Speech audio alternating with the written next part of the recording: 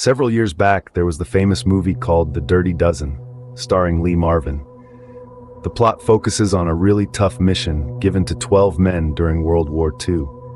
The men were to free some American prisoners held by the Nazis, but there was only a 10% chance that this mission would succeed. No one of the 12 men was expected to return alive. Lee Marvin, who played the officer in charge, knew that the army would not risk good men in such a suicidal venture. So he went to an American prison where bad soldiers were held to recruit men who had messed up in horrible ways. They were thieves, murderers, conmen who brought their vicious lives to the army and were eventually thrown into jail. Their thieving, lying, and murderous skills were, in fact, just what Lee Marvin needed and what, in the end, made the mission successful. They were put in the right kind of situation, given the right encouragement, and presented with a goal in life beyond their own self-centered pride and greed. And so ironically, these losers, this dirty dozen, became heroes. It is interesting to study the men whom Jesus picked as his first followers.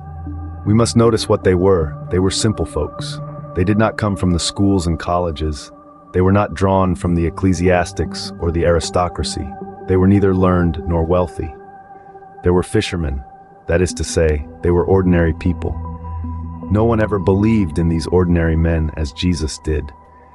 It is as if Jesus saying, "Give me 12 ordinary men, and with them, if they will give themselves to me, I will change the world."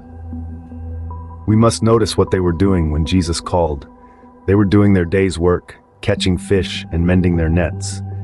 We must notice how he called them. He just said, "Follow me." We must note what Jesus offered them. He offered them a task. He called them not to ease, but to service.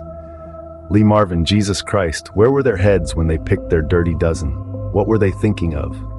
Lee Marvin selected losers, both because their loss would not be felt, and because they had the dubious talents he needed. Jesus had other reasons. He selected losers, first of all, because their loss would be felt by God. Secondly, these losers had the talents Jesus needed, which was none, so they would never think it was their enterprise instead of his. All they had to do was the best they could and let Jesus' Spirit be their strength.